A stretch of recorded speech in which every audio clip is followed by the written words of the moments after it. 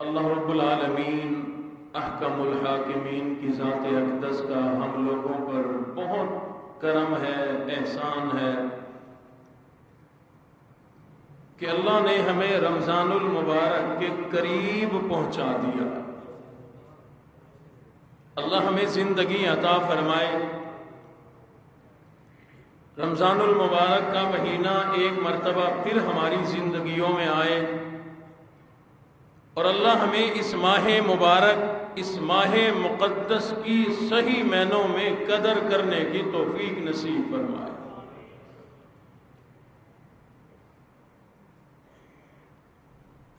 حضور علیہ الصلوۃ والسلام سے کسی صحابی نے عرض کیا، یا رسول اللہ صلی اللہ علیہ وسلم، بہترین آدمی کون ہے؟ سب سے بہترین آدمی کون ہے؟ فرمایا وہ آدمی جس کی عمر لمبی ہو، اعمال اچھے ہوں۔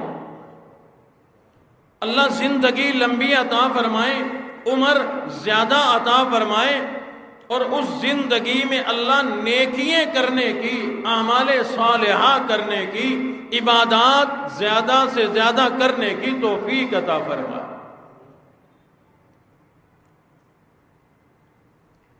حقیقت بات ہے، زندگی تو اسی کی ہے، اچھی زندگی اسی کی ہے کہ جس مقصد کے لیے اللہ نے یہ زندگی عطا فرمائی، یہ زندگی اسی مقصد پہ لگے تو یہ زندگی قیمتی بنتی ہے، ورنہ جیتے تو لوگ ہیں، جیتے تو جانور بھی ہیں، زندگی گزار کر تو جانور بھی دنیا سے چلے جاتے ہیں۔ بہترین ہے وہ آدمی، حضور نے فرمایا، زندگی لمبی مل جائے اور لمبی زندگی میں رب کو راضی کرنے کے لیے اللہ نیک اعمال کرنے کی توفیق عطا فرمائے۔ اللہ نے قرآن مجید میں اس زندگی کا مقصد بھی ہمیں بتلایا۔ فرمایا وَمَا خَلَقْتُ الْجِنَّ وَالْإِنسَ إِلَّا لِيَعْبُدُونَ۔ اللہ فرماتے ہیں جنوں کو اور انسانوں کو میں اللہ نے زندگی عطا ہی اپنی بندگی کے لیے عطا فرمائی ہے کہ میں اللہ کو اپنی زندگی میں راضی کر کے جاؤ، اعمال کے ذریعے، عبادات کے ذریعے، نیکیوں کے ذریعے۔ حضور علیہ الصلوۃ والسلام نے ارشاد فرمایا، بہترین ہے وہ آدمی جس کو اللہ رب العزت لمبی زندگیاں عطا فرما دے، بڑی زندگیاں عطا فرما دے، زیادہ زندگیاں عطا فرما دے، 100 سال کی زندگی ملے، 150 سال کی مل جائے، جتنی بھی لمبی ملے، لیکن اس لمبی زندگی میں اپنے رب کو راضی کر کے جائے، عبادات زیادہ کر کے جائے، اعمال زیادہ کر کے جائے۔ فرمایا بہترین ہے وہ آدمی۔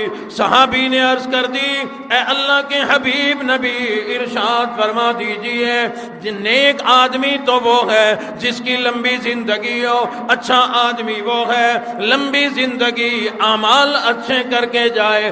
ساتھ ہی بتلا دیجئے کہ برا آدمی کون ہے، برا آدمی بھی بتلا دیجئے کہ زمانے میں بدترین آدمی کون ہے۔ فرمایا وہ آدمی سب سے برا، سب سے بدتر ہے جس کو اللہ لمبی زندگیاں عطا فرمائے اور وہ تمام زندگی برائیوں میں گزار کے چلا جائے۔ اللہ نے مہلت بھی عطا فرمائی، زندگی بھی عطا فرمائی، اس زندگی میں کتنی نیکیوں کی اللہ نے توفیق بھی عطا فرمائی۔ بار بار رمضان کا مہینہ بھی آیا، بار بار اللہ نے عبادات کا موقع بھی دیا، اللہ نے لمبی زندگی عطا فرمائی اور اس میں عمل کوئی نہ کیا۔ حضور نے فرمایا بدترین ہے وہ آدمی زندگی لمبی مل جائے، تمام زندگی برائی میں گزار جائے۔ حضرت ابو ہریرہ فرماتے ہیں کہ 2 آدمی تھے کسی قبیلے کے، ایک دن اکٹھے مسلمان ہوئے، صحابی بن گئے، اور اللہ کی شان بعد میں کبھی ایک سال پہلے شہید ہو گیا اور دوسرا 1 سال کے بعد دنیا سے رخصت ہوا۔ حضرت طلحہ رضی اللہ تعالیٰ عنہ فرماتے ہیں میں نے ان دونوں کو خواب میں دیکھا، دونوں کے دنیا سے چلے جانے کے بعد خواب میں دیکھا۔ کیا دیکھتا ہوں؟ جو بعد میں فوت ہوا تھا وہ جنت میں پہلے جا رہا ہے۔ فرماتے ہیں مجھے بڑا تعجب ہوا، حیرانگی ہوئی۔ شہادت ایک بہت بڑا مرتبہ، شہادت بہت بڑا مرتبہ، اللہ کی راہ میں اپنی جان قربان کر دی ہو، اپنی جان کا نذرانہ دے دیا ہو، کتنی بڑی عظمت ہے، کتنا بڑا مقام و مرتبہ ہے۔ مجھے حیرانگی ہوئی، شہید بعد میں جنت میں جا رہا ہے اور دنیا سے طبعی موت مرنے والا 1 سال بعد مرنے والا پہلے جنت میں جا رہا ہے۔ حضرت طلحہ فرماتے ہیں مجھے بڑی حیرانگی ہوئی، میں امام الانبیاء کی خدمت میں حاضر ہو گیا۔ میں نے عرض کر دیا کہ میں نے یوں خواب دیکھا ہے، شہید ہونے والا بعد میں جنت میں گیا، حالانکہ مقام شہادت بڑا بلند ہے، بڑا اونچا مقام ہے شہادت کا۔ شہید ہونے کے باوجود ایک عام موت جانے والے مرنے والے سے شہید آدمی بعد میں جنت میں جا رہا ہے۔ آقا میری سمجھ میں نہیں آیا۔ حضور علیہ الصلوۃ والسلام نے ارشاد فرمایا سمجھ کی بات کیا ہے؟ بڑی آسان بات ہے۔ جو آدمی 1 سال بعد دنیا سے رخصت ہوا، اللہ نے اسے 1 سال کے 1 مہینے کے روزے زیادہ عطا فرما دیے۔ اور حدیث شریف میں ہے حضور نے فرمایا 6000 اور اتنی رکعتیں نماز کی اس نے زیادہ پڑھی شہید سے۔ بے شمار اعمال ایسے ہیں جو 1 سال میں وہ دنیا میں کر کے گیا، اللہ نے اسے شہید کی نسبت 1 سال لمبی زندگی عطا فرمائی، اور اس لیے لمبی زندگی میں 1 سال میں اتنے پتہ نہیں کتنی عبادات کی ہوں گی، اپنے رب کو راضی کیا ہوگا۔ فرمایا کہ جس کو لمبی زندگی مل جائے، اعمال کی توفیق مل جائے، تو یہ آدمی بڑا خوش نصیب آدمی ہے۔ سمجھانا یہ چاہتا ہوں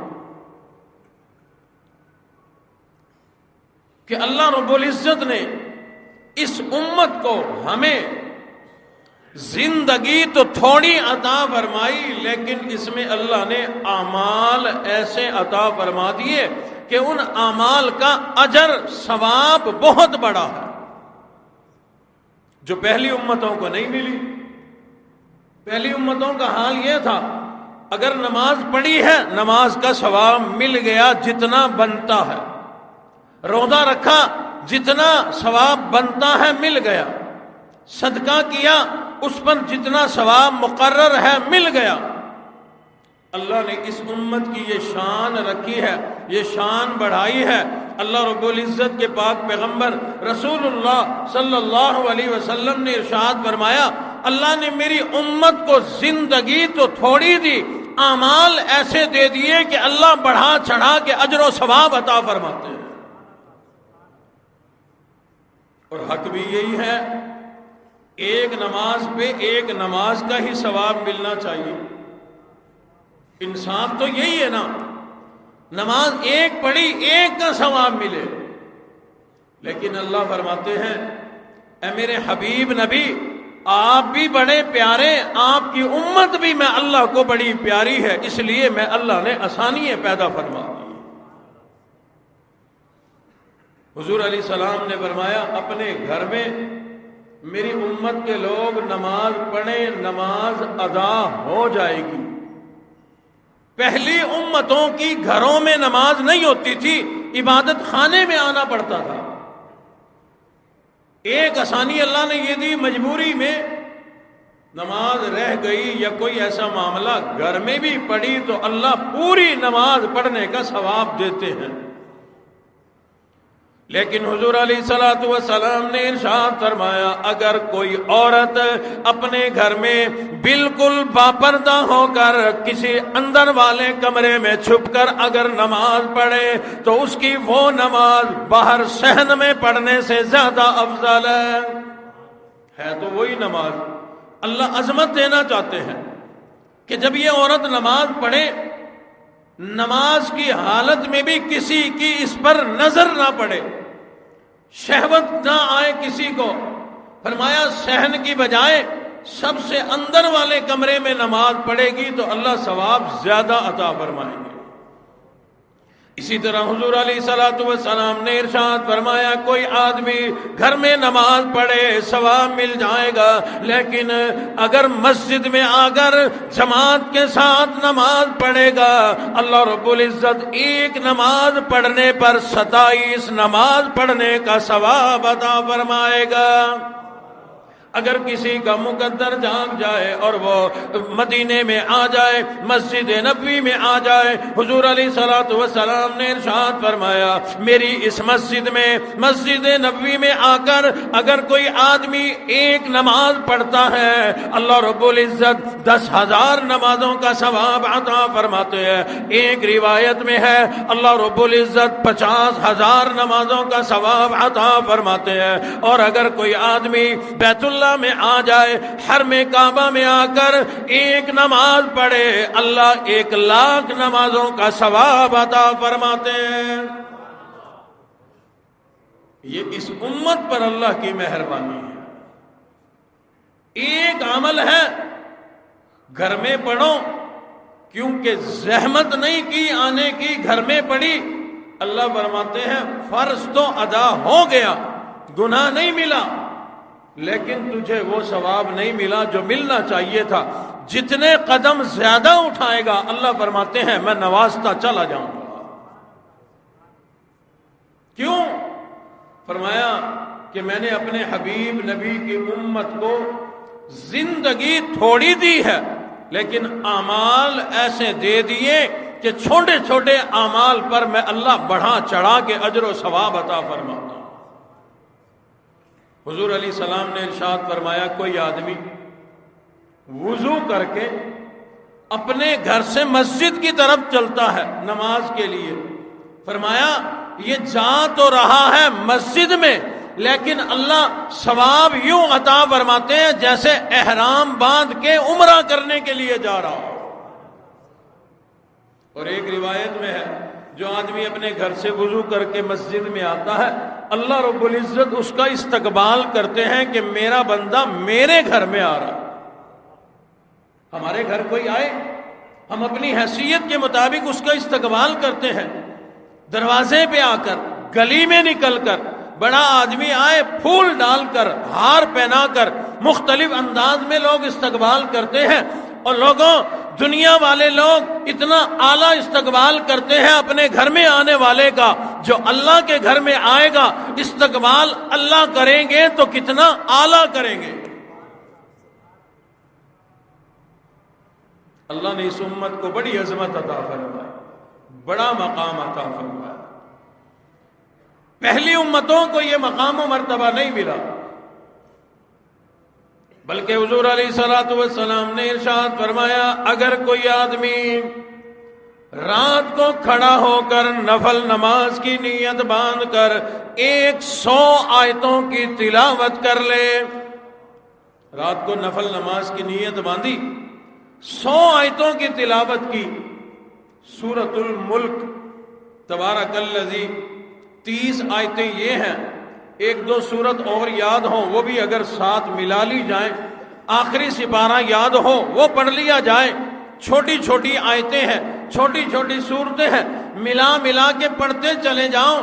فرمایا جو آدمی ایک رات میں 100 آیتوں کی تلاوت کرے، اب سو جائے، زیادہ سے زیادہ 20 منٹ لگیں گے، 30 منٹ لگیں گے، چلو گھنٹہ لگ جائے گا۔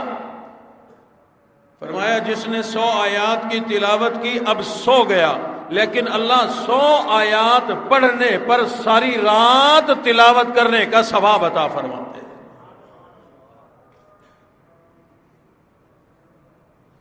کوئی آدمی کسی مریض کو پوچھنے کے لیے گیا صبح کے ٹائم، حضور علیہ السلام نے فرمایا شام تک 70,000 فرشتہ اس کے لیے دعائے مغفرت کرتا رہتا ہے۔ اللہ اکبر۔ اور اگر شام کو گیا صبح تک 70,000 فرشتہ اس کے لیے مغفرت کی دعا کرتا رہتا. لیکن میں عرض کیا کرتا ہوں یہ ثواب ہمیں نہیں ملنے والا. کیوں جی ہمیں ملے گا یہ ثواب کہ ہمارے لیے فرشتے مغفرت کی دعا کریں؟ میں کیوں کہہ رہا ہوں کہ ہمیں نہیں ملے گا؟ اس لیے نہیں ملے گا، مریض کے پاس جاتے ہیں اس کا دل بڑھانے، حوصلہ بڑھانے. خیر ہے پریشان نہ ہو، ایسے بیمار کتنے تھے، اللہ نے شفا عطا فرمائی. جاتے ہیں حوصلہ بڑھانے. اور ہم جس مریض کے پاس سے اٹھ کے آتے ہیں وہ ہاتھ جوڑ رہا ہوتا ہے، مولا یا اس کو معاف کر دے یا مجھے معاف کر دے. کیوں؟ ہم حکیم بن کے، لقمان حکیم بن کے، ڈاکٹر بن کے اس کے پاس جاتے ہیں. کسی کی انگلی کٹی، پوچھنے گئے، اچھا صحیح انگلی کپی گئی ہے؟ ہاں کپی گئی ہے. اچھا سارے علاقے سے ایک بندہ آئی، انگلی کپی دیا وہ مر گیا ہے. وہ بھی کسی ایک کے ساتھ ایسا بن گیا ہوگا، اب جس کی بھی انگلی کٹے گی سب مر جائیں گے. کسی کا ہاتھ جل جائے، اب پوچھنے جاتے ہیں، کہتے ہیں اچھا جل گیا؟ جلا ہوا تو نہیں بچتا، جلا ہوا تو مر جاتا. اچھا جی فلاں مرض ہے؟ ہاں اس مرض کا مریض ایک ہمارے علاقے میں تھا، وہ مر گیا تھا. جیتے جی اگلے مریض کو ہم مار کے آتے ہیں. یاد رکھنا اس پر ثواب نہیں ملے گا.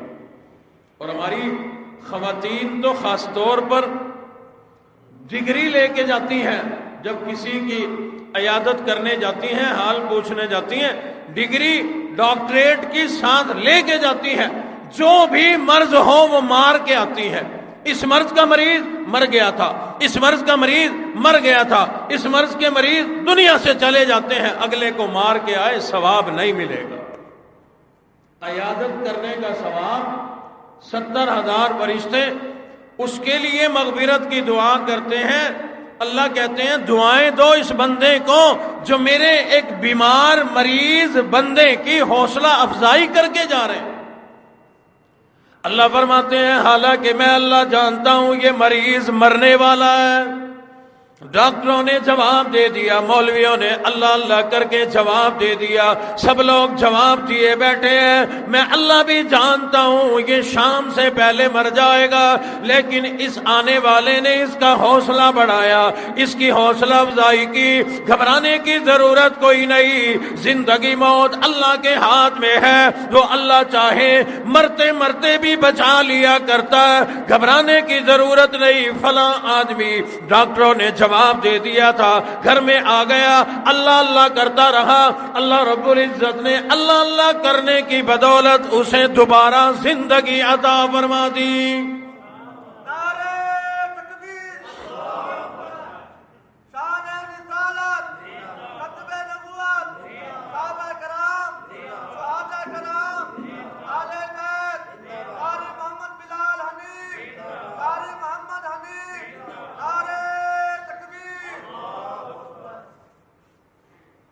کسی مریض کو پوچھنے جائیں اس کو زندہ کر کے آئیں، مار کے نہ.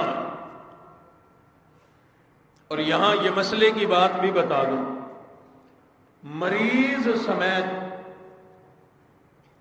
کسی کو بھی اگر ملنے کے لیے جائیں اتنی دیر بیٹھے جتنی دیر وہ برداشت کر رہا ہے آپ کو.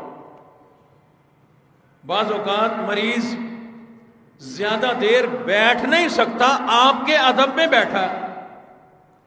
بعض ٹائم مریض لیٹا ہے آپ کی طرف منہ کر کے، وہ اس کروٹ زیادہ دیر نہیں لیٹ سکتا، وہ ادھر منہ کرنا چاہتا ہے، لیکن آپ کے ادب میں وہ ادھر ادھر نہیں ہو رہا بلکہ بیٹھا ہے، لیٹ نہیں رہا. یہ آپ اس کو آسانی نہیں دے رہے، اس کو تکلیف پہنچا رہے ہیں. کسی مریض کے پاس جاؤ، اس کی حالت کو اپنے اوپر لاگو کر کے دیکھ لیا کرو کہ اگر میں مریض ہوتا تو میرے پاس کوئی لوگ آتے، میں کتنی دیر برداشت کر سکتا تھا. بس اس غریب کو بھی اتنی دیر برداشت کرا. ہاں 5 منٹ 10 منٹ کے بعد آپ کہو جی اچھا مجھے اجازت، اللہ آپ کو صحت دیں گے، گھبرانے کی ضرورت نہیں۔ مریض اگر کہے کہ یار بیٹھ جا، تیرے آنے سے دل خوش ہوا، اب پتا چلا کہ مریض تجھے دیکھ کر تجھ سے گفتگو کر کے خوش ہو رہا ہے، بیٹھ جا، اب جتنی دیر بیٹھے گا تجھے ثواب ملتا رہے گا۔ ہمارے محترم بھائی حاجی محمود صاحب تشریف لاتے ہوتے ہیں، پچھلے دنوں ان کی بہت حالت خراب ہوئی، بہت جو ہے وہ بیمار ہوئے، تو میں ایک مرتبہ جب ملنے گیا تو ان کی بہت حالت خراب تھی، تو میں سامنے بیٹھا تھا، وہ میری طرف یوں منہ کر کے کروٹ لے کے لیٹے ہوئے تھے۔ 5 منٹ یا 10 منٹ بڑی مشکل سے گزرے، تو انہیں بھی پتا تھا، کیونکہ میرے پاس بھائی صاحب آتے ہیں تو دیر تک بیٹھتے ہیں، میں جاتا ہوں تو دیر تک بیٹھتا ہوں، تو مجھے کہنے لگے کہ قاری صاحب آپ نے جانا ہو تو اجازت ہے۔ میں نے کہا بھائی صاحب خیر ہے؟ کہنے لگے کہ میں ادھر لیٹا ہوا ہوں نا کروٹ لے کے، زیادہ دیر لیٹ نہیں سکتا، میں نے ادھر کروٹ لینی ہے۔ میں نے کہا بھائی صاحب لے لو لے لو۔ کہنے لگے نہیں، آپ بڑوں کی اولاد ہے، قاری صاحب کی اولاد ہے، ادھر میں نے منہ کیا تو آپ کو پیٹھ ہوگی، مناسب نہیں۔ بیماری کی حالت میں بھی عزت۔ بہرحال میں آ گیا، لیکن کچھ دنوں کے بعد، ہفتے کے بعد میں جب دوبارہ گیا طبیعت بہتر تھی۔ میں اس دن 5 منٹ بیٹھا، میں نے کہا حاجی صاحب اجازت؟ کہنے لگے نہیں بیٹھو، آپ کی گفتگو سے دل بڑا خوش ہو رہا ہے، آپ جو باتیں کر رہی ہیں مجھے بڑا مزہ آ رہا ہے، میری آدھی بیماری ختم ہو گئی، بیٹھے رہو۔ تو مریض کے پاس جائیں، اس کی منشا، اس کی برداشت، اس کی حالت کو دیکھ کر بیٹھنا ہے، نہ کہ اپنی حالت کو دیکھ کر۔ قربان جائیں، آگے حاجی صاحب جن کا تذکرہ کر رہا تھا۔ تو اللہ رب العزت نے یہ انعام، یہ اجر انہیں عطا فرمانا ہے کہ 70,000 فرشتہ مغفرت کی دعا کرتا رہے تیمار داری پر، اس کو ملے گا جو مریض کے لیے پریشانی کا ذریعہ نہ بنے بلکہ آسانی کا ذریعہ بنے۔ بہرحال حضور علیہ الصلوۃ والسلام نے ارشاد فرمایا، رب کائنات نے میری امت کے لوگوں کو زندگی تو تھوڑی عطا فرمائی، لیکن اعمال ایسے دے دیے، عمل چھوٹا کریں گے اجر و ثواب بہت بڑا مل جایا کرے گا۔ اسی طرح حدیث شریف میں ہے، ایک عمل ایک طریقہ۔ حضور علیہ السلام نے اور ارشاد فرمایا لوگوں اپنے مزاج اچھے بناؤ، اپنا اخلاق اچھا بناؤ۔ فرمایا ان صاحب حسن الخلق لیبلغ به درجۃ صاحب الصوم والصلاۃ۔ فرمایا ایک آدمی فرض نمازوں کے بعد نفل نمازیں ساری رات پڑھا کرتا ہے، ایک آدمی رمضان کے روزے رکھ کے باقی 11 مہینے بھی روزہ رکھا کرتا ہے، لیکن ایک ایسا آدمی ہے راتوں کو نفل نہیں پڑھتا، سال بھر کے روزے تو نہیں رکھتا، لیکن اس کا اخلاق بڑا اعلیٰ، گفتگو بڑی اعلیٰ، میٹھی گفتگو کرتا ہے۔ جس کے پاس بیٹھ کر نرم اور میٹھی گفتگو کریں وہ آدمی تلاش کرتا پھر وہ اتنے اعلیٰ اخلاق کا مالک بندہ کہاں چلا گیا۔ فرمایا ایسا آدمی جس کا اخلاق اچھا ہو، حسن اخلاق کا مظاہرہ کیا کرتا ہو، پکا نمازی بھی کوئی نہیں، نوافل تو کیا پڑھے گا، سارا سال روزہ بھی نہیں رکھتا، لیکن اپنے حسن اخلاق کی بدولت نمازی اور روزہ دار لوگوں کے درجے کو پہنچ جایا کرتا ہے۔ حضور علیہ الصلوۃ والسلام نے ارشاد فرمایا کوئی آدمی ایک دن کا انصاف کرے، کوئی جج ہے، کوئی وکیل ہے، کوئی ڈھیرے دار آدمی ہے جس کے پاس لوگ اپنی پنچایتیں لے کر کے آتے ہیں، یہ بات ہے، یہ مسئلہ ہے، ہماری لڑائی ہو گئی، انصاف کر دو، آپ سمجھدار آدمی ہو، ذرا ہمارا مسئلہ سن لو۔ فرمایا کوئی آدمی لوگوں کا مسئلہ سن کر ایک دن انصاف کرے، ایک دن کے انصاف کرنے پہ اللہ 60 سال کی عبادت کا ثواب عطا فرماتے ہیں۔ کیوں؟ اللہ نے فرمایا محبوب آپ کے امت کے لوگوں کی زندگی تھوڑی ہے، لیکن اعمال ایسے دوں گا کہ ان پہ اجر و ثواب ہزاروں سالوں کا مل جائے گا۔ اللہ رب العزت نے ہمیں نوافل نمازیں عطا فرما دی۔ حضور علیہ الصلوۃ والسلام نے ارشاد فرمایا، جو آدمی فجر کی نماز کے بعد وہی بیٹھ جائے، سورج کے نکلنے کا انتظار کرے، مکروہ وقت ختم ہو جائے، اب 4 رکعت یا 2 رکعت اشراق کے نفل کے نماز پڑھ لے، اشراق کے نفل پڑھ لے، فرمایا ان 2 یا 4 رکعتوں پہ اللہ رب العزت عمرہ کرنے کا مقبول عمرے کا ثواب عطا فرمائیں گے۔ مقبول جو وہاں گیا اس کے عمرے کی قبولیت میں شک ہے کہ شاید ریاکاری کی ہو، وہاں جا کے ادھر ادھر ٹائم ضائع کیا ہو، لیکن حضور نے فرمایا اشراق کے نفل تو نے اپنی مسجد میں پڑھے، علاقے کی مسجد میں پڑھے، اللہ رب العزت ان 4 رکعتوں پر مقبول عمرے کا ثواب عطا فرماتے ہیں۔ اور اگر کسی کو توفیق مل جائے، دن کے تقریباً 10-11 بج جائیں، اس وقت اگر چاشت کی نماز پڑھ لیا کرے، چاشت کے نفل پڑھ لیا کرے، حضور علیہ الصلوۃ والسلام نے ارشاد فرمایا اگر اس آدمی کے گناہ سمندروں کی جھاگ کے برابر بھی ہو، اللہ چاشت کی نماز پڑھنے پہ سارے گناہ معاف فرما دیا کرتے ہیں۔ اب مغرب آ گئی، مغرب کی نماز کے بعد اوابین کے نفل ہیں۔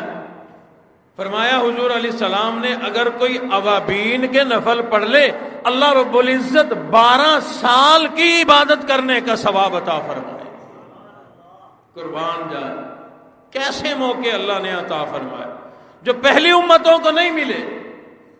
حضور علیہ الصلوۃ والسلام نے ارشاد فرمایا اگر کوئی عشق والی نماز پڑھا کرے، محبت والی نماز پڑھا کرے، صحابہ نے عرض کر دی آقا وہ عشق والی نماز کون ہے؟ کون سی ہے؟ ہم نے فجر کی نماز سنی، ظہر کی نماز سنی، عصر کی نماز سنی، مغرب کی پڑھتے ہیں، عشاء کی پڑھتے ہیں، اشراق کی پڑھتے ہیں، چاش کی پڑھتے ہیں، اوابین کی نماز پڑھتے ہیں، عیدین کی پڑھتے ہیں، جمعے کی پڑھتے ہیں، یہ عشق والی نماز کہاں سے آ گئی؟ حضور علیہ السلام نے فرمایا کوئی آدمی رات کو پچھلے پہر کھڑا ہو جائے، تہجد کی نماز پڑھے، یہ تہجد کی نماز ایسا ٹائم ہے کہ اس وقت رب کے سوا اسے کوئی نہیں دیکھ رہا ہوتا، یہ اپنے رب کو راضی کرنے کے لیے کھڑا ہوا۔ فرمایا جو تہجد کی نفل کی نماز پڑھے اللہ پچھلے سارے گناہ معاف کر دیا کرتے ہیں۔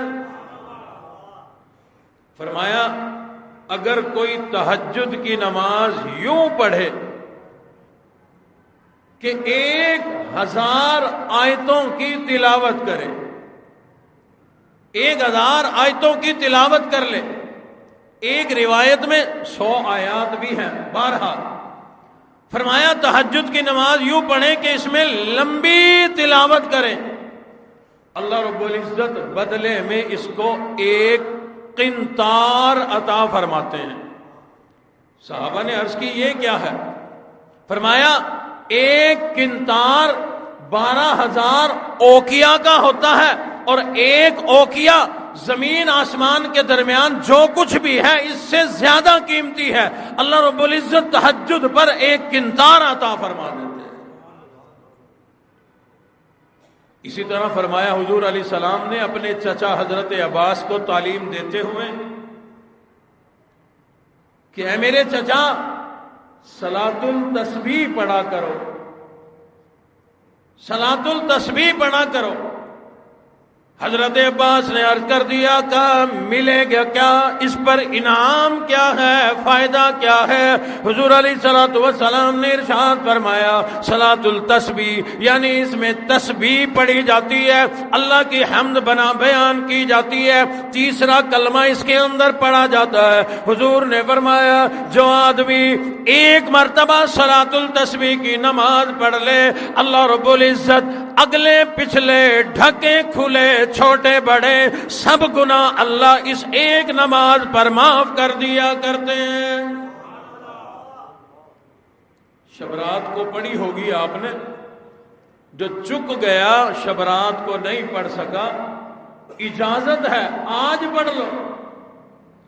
یہ فضیلت شب رات کی رات کے لیے نہیں ہے، جب بھی پڑھو، مکروہ ٹائم نہ ہو۔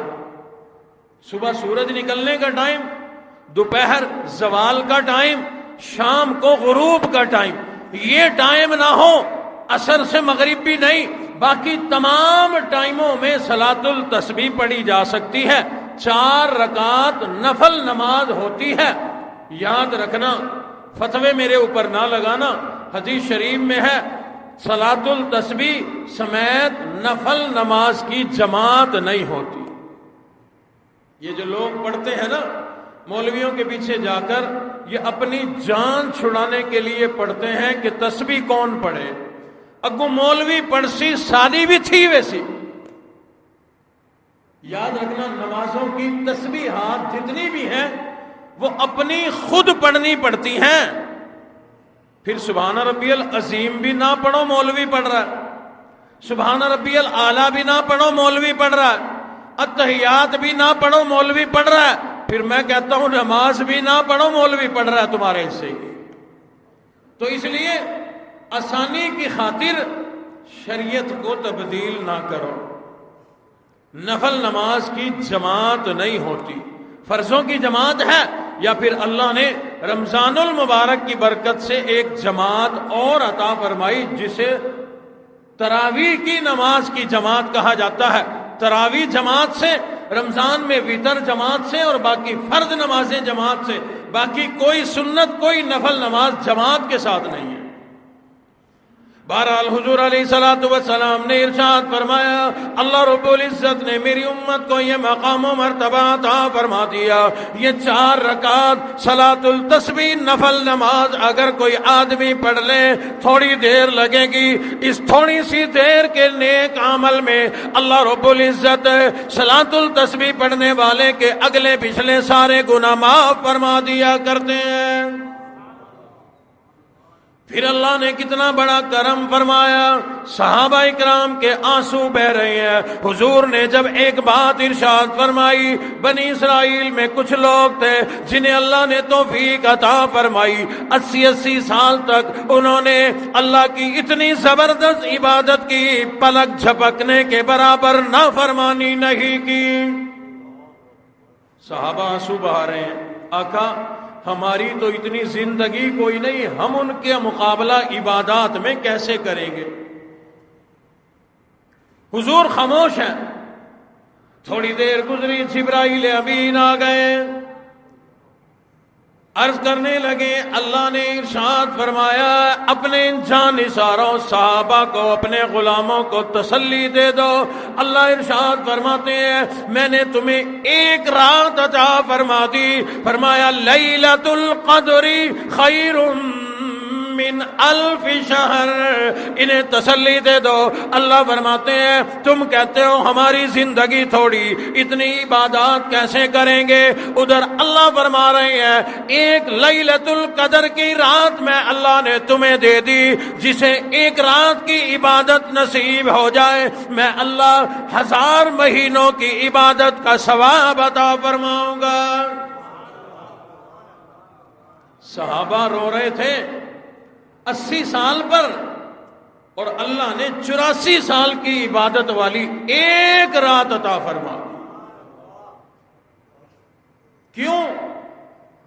اللہ نے فرمایا میرے حبیب نبی آپ کی امت کی زندگی تھوڑی ہے، اعمال ایسے دوں گا کہ ایک ایک رات اتنی قیمتی ہوگی کہ 84 سال کی عبادت کا ثواب مل جائے گا۔ اللہ نے ہمارے لیے کتنی آسانیاں پیدا فرمائی۔ آؤ بڑی ہی قیمتی بات اور آسان عمل ذہن میں آیا، بتلا دیتا ہوں۔ حدیث شریف میں ہے حضور علیہ الصلوۃ والسلام نے ارشاد فرمایا قرآن مجید کے 3 حصے بنا لو، 3 حصے بنا لو، یعنی 10 سپارے 10 سپارے 10 سپارے، 30 ہی ہوتے ہیں نا جی قرآن، بول تو نہیں رہا میں، آپ کے گھر میں جو قرآن ہے اس کے بھی 3 ہی ہیں، 30 ہیں، تو 3 حصے بنا لو۔ فرمایا جو آدمی ایک مرتبہ سورت اخلاص پڑھے وہ 10 سپاروں کے برابر ہے. اس لیے ارشاد فرمایا جو آدمی سورت اخلاص 3 مرتبہ پڑھ لے، 3 مرتبہ سورت اخلاص کی تلاوت کر لے، ایک مرتبہ 10 کے برابر، دوسری مرتبہ 10 کے برابر، تیسری مرتبہ 10 کے برابر. جو آدمی 3 مرتبہ سورت اخلاص کی تلاوت کر لے، اللہ پورا قرآن پڑھنے کا ثواب عطا فرماتے ہیں.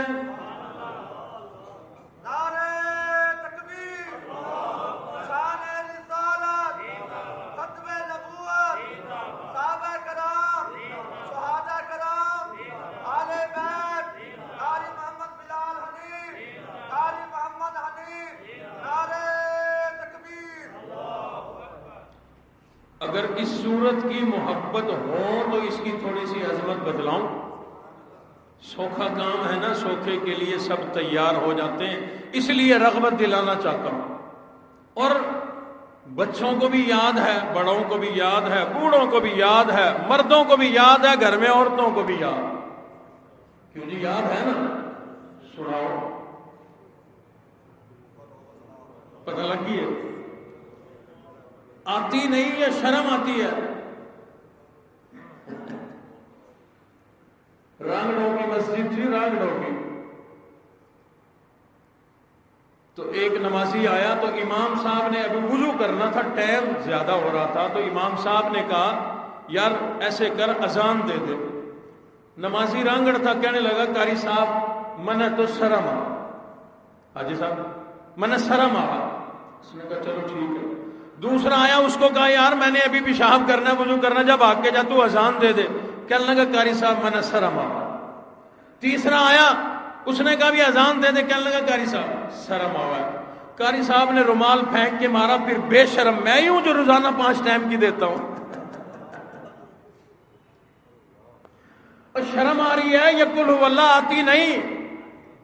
آؤ میرے ساتھ مل کے پڑھ لو. ابھی اللہ رب العزت 10 سپاروں کا ثواب عطا فرمائیں گے. قل هو اللہ احد اللہ الصمد لم یلد ولم یولد ولم یکن لہ کفوا احد. حضور علیہ السلام نے فرمایا جو آدمی 3 مرتبہ پڑھے، ایک قرآن پڑھنے کا ثواب مل جائے گا. آقا کیوں ملے گا؟ فرمایا میرے اللہ فرماتے ہیں اس امت کی زندگی تھوڑی ہے لیکن عمل ایسے ملیں گے، تھوڑا عمل کرے ثواب زیادہ ملے گا. پڑھی 3 مرتبہ سورۃ اخلاص، لیکن پورا قرآن پڑھنے کا میں اللہ اجر و ثواب عطا فرما دوں گا. صحابہ اکرام موجود ہیں. حضور علیہ الصلوۃ والسلام نے ارشاد فرمایا جو آدمی اس سورت سے محبت کرے، سورت اخلاص سے محبت کرے، اور جو آدمی صرف 10 مرتبہ اس کی تلاوت کر لے، اللہ اس پڑھنے والے کا جنت میں ایک محل بنا دیا کرتے ہیں. اب آپ نے ایک دفعہ بھی نہیں سنائی، میں کیسے کہوں کہ 10 دفعہ سناؤ. حضرت عمر رضی اللہ تعالیٰ عنہ تشریف رکھتے تھے، فوراً کھڑے ہو گئے، عرض کرنے لگے آقا 10 مرتبہ پڑھنے پہ ایک محل. فرمایا بالکل 10 مرتبہ پڑھو گے ایک محل مل جائے گا. عرض کیا آقا کوئی 20 دفعہ پڑھے تو کیا ملے گا؟ فرمایا 10 پہ ایک محل ہے تو 20 پہ 2 مل جائیں گے. ایک صحابی کھڑے ہو گئے آقا 10 میں 1 ہے، 30 میں کیا ملے گا؟ حضور نے فرمایا اگر کوئی آدمی 100 مرتبہ اس سورۃ اخلاص کو پڑھا کرے، اللہ رب العزت 10 محل بنائیں گے. ایک 10 مرتبہ پڑھنے پر 1 محل بنے گا، 100 مرتبہ پڑھنے پہ 10 محل بن جائیں گے. حضور نے اب اس سورت کی عظمتوں کی لائن لگا دی، فوائد بدلانا شروع کر دیے. فرمایا جو آدمی 400 مرتبہ اس سورت کو پڑھ لے، اگر اس کے 100 سال کے گناہ ہوں اللہ سارے معاف فرما دیا کرتے ہیں. فرمایا حضور علیہ الصلوۃ والسلام نے جو آدمی اس سورت کی 1000 مرتبہ تلاوت کر لے، دل نہیں کر رہا بتاؤں آپ کو، آپ نے سنا ہی نہیں نا سورت، یا تو سنا دو۔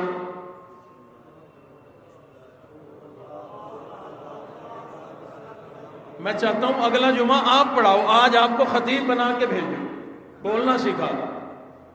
حضور علیہ الصلوۃ والسلام نے ارشاد فرمایا جو آدمی اس سورت اخلاص کو 1000 مرتبہ پڑھ لے، اللہ رب العزت جو اس کے محلات جنت میں بنائیں گے، اس وقت تک اس آدمی کو موت نہ آئے گی جب تک اپنے آنکھوں سے وہ جنت کا محل نہ دیکھ لے۔ اللہ اکبر، اللہ اکبر۔ میں اس لیے نہیں بتا رہا تھا، آپ پڑھ نہیں رہے تھے نا، بات بڑی قیمتی ہے۔ فرمایا جب تک اپنی آنکھوں سے بذریعہ خواب یا علاقے کے کسی عالم، اللہ والے، تیرے استاد، پیر و مرشد کو اللہ کسی بھی انداز میں جب تک تیرا وہ محل دکھا نہ دے، خوشخبری تجھے مل نہ جائے، فرمایا اس وقت تک موت نہیں آئے گی اس آدمی کو جو 1000 مرتبہ سورت اخلاص کی تلاوت کر لے۔ مولا یہ اتنی رحمتوں کی بارش ہمارے اوپر کیوں ہو رہی ہے؟ فرمایا ایک کام میں نے تمہارے ساتھ جو کر دیا، تمہیں زندگی تھوڑی دے دی۔ پہلی امتوں میں کسی کو 100 سال زندگی، کسی کو 200 سال زندگی، کسی کو 500 سال زندگی دی، کسی کو 1000 سال زندگی دے دی۔ اللہ فرماتے ہیں انہیں میں نے موقع زیادہ دیا، زندگی زیادہ دی کہ وہ اپنی زندگی میں کبھی رات کو چوک جائیں تو دن میں عمل کر لیں، دن میں چوک جائیں تو رات کو عمل کر لیں، گرمی میں رہ جائیں تو سردی میں کر لیں، سردیوں میں رہ جائیں تو گرمیوں میں کر لیں، بیماری میں رہ جائیں تو صحت میں کر لے، کیونکہ زندگی لمبی تھی۔ اللہ فرماتے ہیں او میری امت کے لوگوں، او میرے بندو، تمہاری زندگی تھوڑی ہے، میں اللہ نے زندگی تھوڑی دے دی، لیکن اس تھوڑی زندگی میں ایسے عمل دے دیے، نیکی چھوٹی کرو گے اجر بہت بڑا مل جائے گا۔ اللہ رب العزت کی کرم نوازیوں میں سے، مہربانیوں میں سے ایک کرم نوازی انشاءاللہ کل شام کو ہمیں مل جائے گی۔ کل چاند نظر آ جائے گا۔ رمضان المبارک کا بابرکت مہینہ انشاءاللہ ہماری زندگیوں میں آ جائے۔ عام دنوں میں 1,00,000 نفل پڑھ، 1,00,000 نفل مل کر ایک سنت کا مقابلہ نہیں کر سکتے، فرضوں کا مقابلہ کہاں کریں گے؟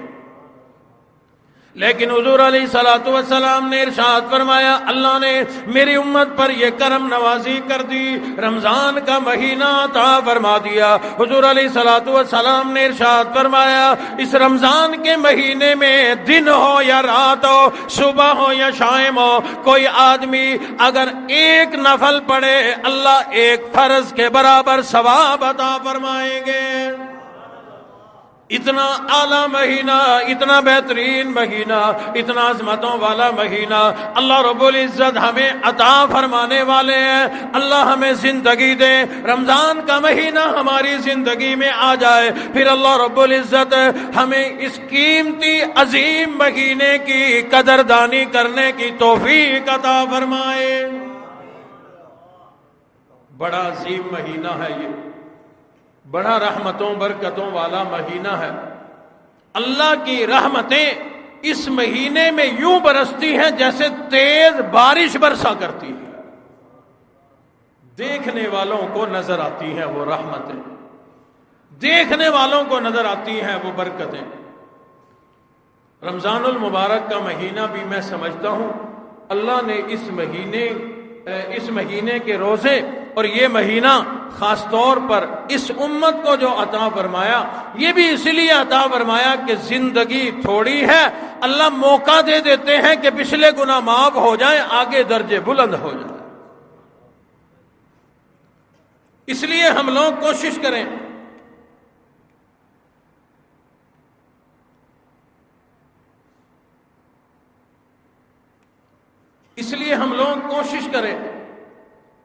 کہ یہ آنے والا مہینہ اس کا ایک پل بھی ضائع نہ ہو۔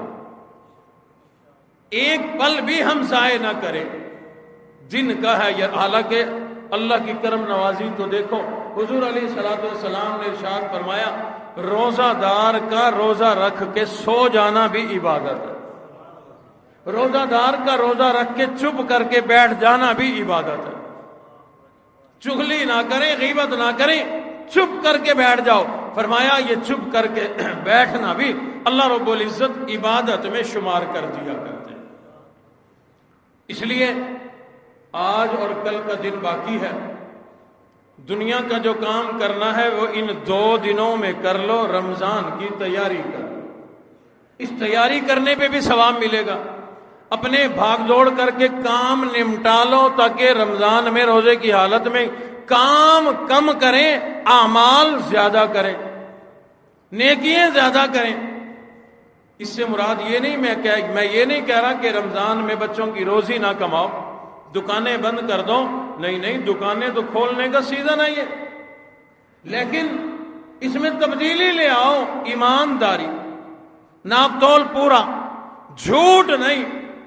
چیز 100 کی ہے، آپ نے 150 کی بیچنی ہے، بس اسے کہو 150 ہے. اللہ کی قسم کھانے والی کیا بات. جوتی بیچنا، جوتی گاہک کہتا ہے کم کر لے، دکاندار کہتا ہے اللہ کی قسم 150 کی آئی ہے، اور بعد میں وہی 100 کی دے رہا ہوتا ہے. وہ اللہ کی قسم کہاں گئی؟ تو قسمیں نہ کھاؤ. ایمانداری کے ساتھ جو جائز منافع ہے وہ رکھو.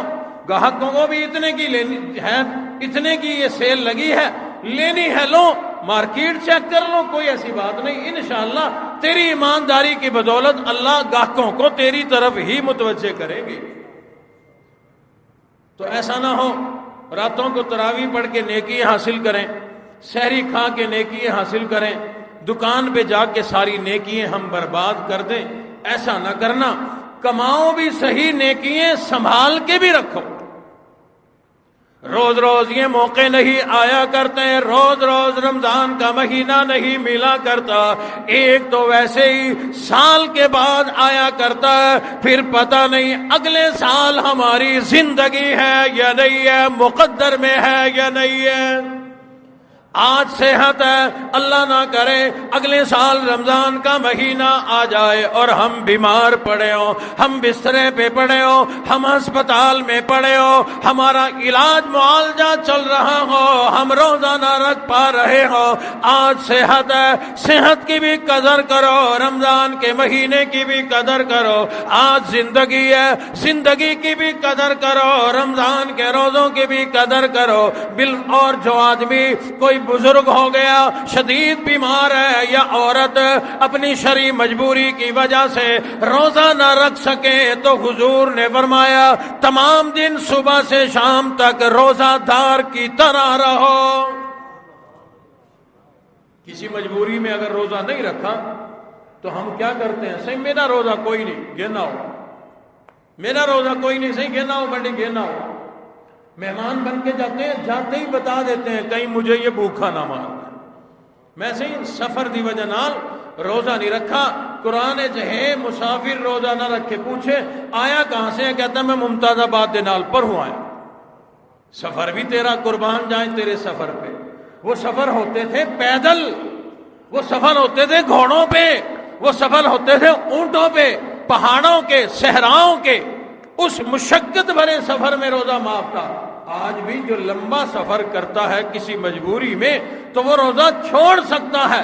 لیکن میں کہتا ہوں یہاں سے آپ نے اسلام آباد جانا ہے، آپ کے اپنے گھر میں ٹھنڈا کولر نہیں ہے اور بیٹھ کے جاتے ہو ڈیووں میں، فیصل موور میں، ٹھنڈے ٹھار دل بہار، تو اس میں روزہ چھوڑنے والی کیا بات ہے؟ یہ تو اور بھی اچھا روزہ گزرے گا. گھر سے روزہ رکھ کے سفر شروع کرو، مزے سے سوتے جاؤ. فیصل موور میں بیٹھ کے سو کے سونے پہ بھی ثواب ملے گا، اے سی میں پڑے رہنے کا بھی ثواب. تو اس لیے اگر کسی مجبوری میں چھوڑنا بھی پڑ جائے، کسی مجبوری میں چھوڑنا بھی پڑ جائے، تو فرمایا وہ عورت جو شرعی مجبوری میں روزہ چھوڑا، وہ بزرگ شرعی مجبوری میں چھوڑا، وہ مسافر